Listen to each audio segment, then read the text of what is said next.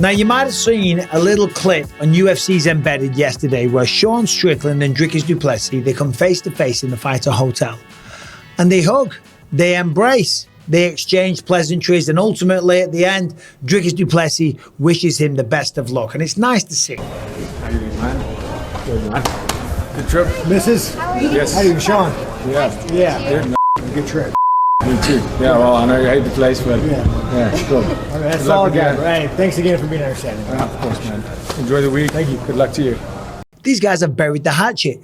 This isn't the first time this happened, right? Fighters often do this, but they do it after the fight. It's rare that fighters bury the hatchet before the fight, okay?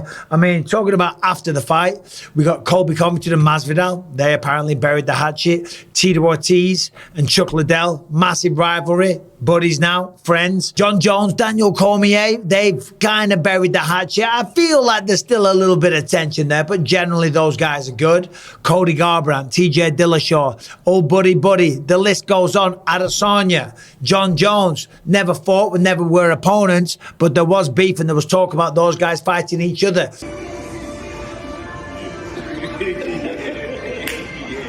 Hey, I don't like that face off though.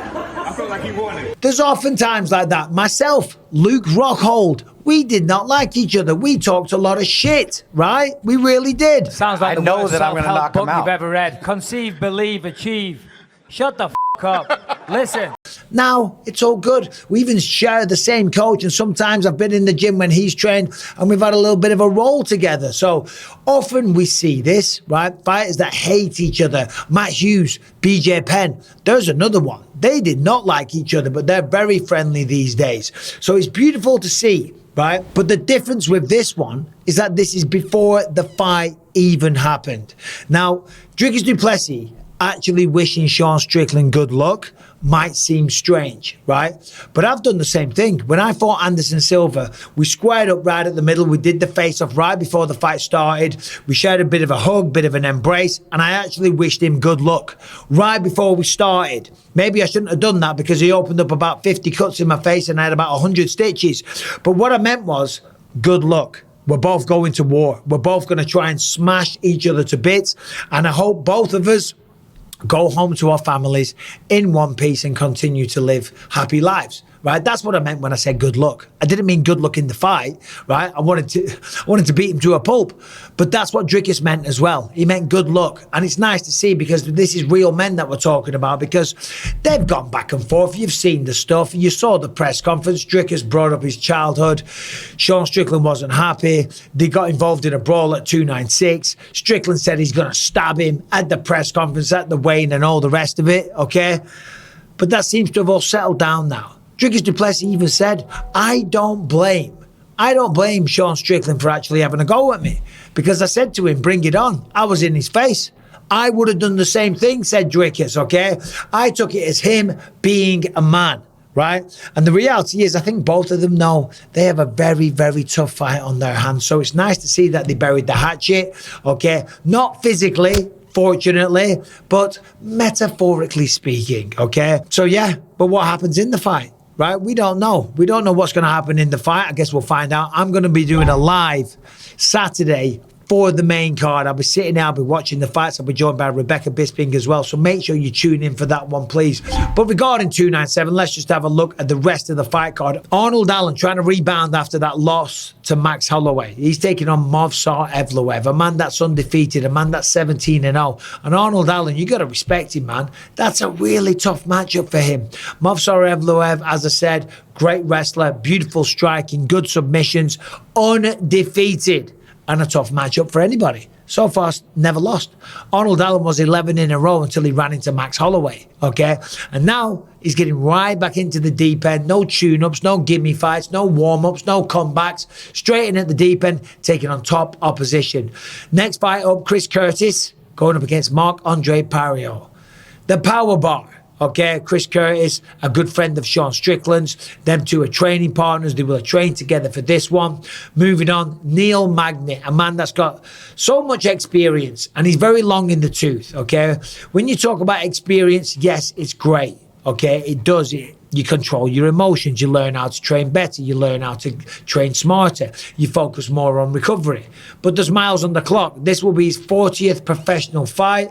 And when we look at the age of the guy, he's 36, so he's not that old, but 40 professional fights is a lot. He's taking on Mike Malott. Mike Malott's 32, but he hasn't had a busy career. He's got a record of 10-1.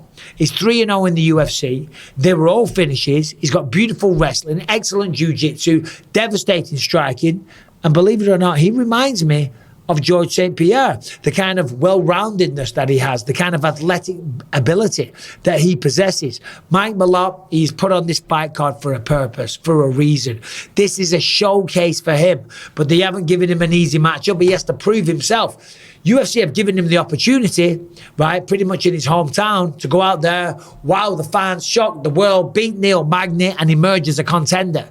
But you've got to fight him. You've got to beat Neil Magny. So, yeah, there's the opportunity, but can you live up to it? Well, so far, 10-1. All finishes, by the way. 4 knockouts, 6 submissions, and hasn't had a busy schedule. 32, but he hasn't had an insane schedule, so the miles on the clock isn't too much.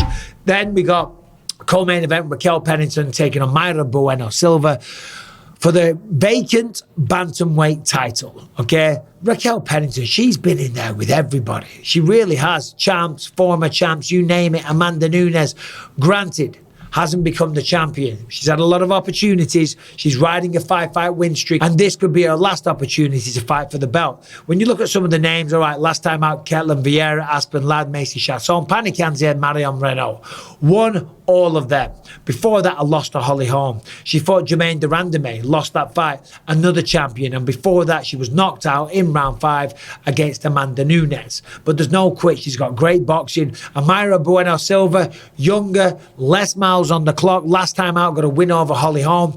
Yes, it was overturned, but she got the submission, a bulldog choke or a ninja choke, I think it was, in the second round. And then, of course, the main event, right? Sean Strickland, Dricus, Plessis. Take my money already. I'm going to do a prediction video tomorrow. So Friday, you're going to know which way I'm leaning in all of these fights. So make sure you come back for that one. I've been doing my detailed analysis. I've been studying the data, doing my research. So Dominic Cruz, shut your mouth. One question. Did you do your research?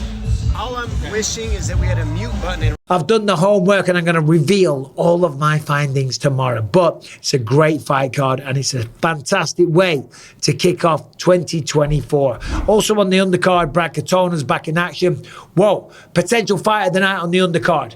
Charles Jourdain taking on Sean Woodson, right? Sean Woodson is like, I don't know what he is, 6'3", something like that. For a featherweight, ridiculously tall. Beautiful striker. Used to be a pro boxer. You can see that in the way he delivers his strikes. And Charles Jourdain, never in a boring fight. Just you wait and see. That fight's going to be ridiculous. That's my early pick for fight of the night. Gillian Robertson going up against Polyana Viana.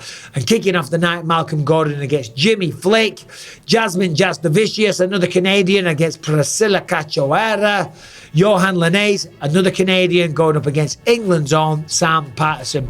Pretty good night of fights, and that main event, ridiculous. Thanks for watching. Subscribe, ring the bell. See you soon. Take care.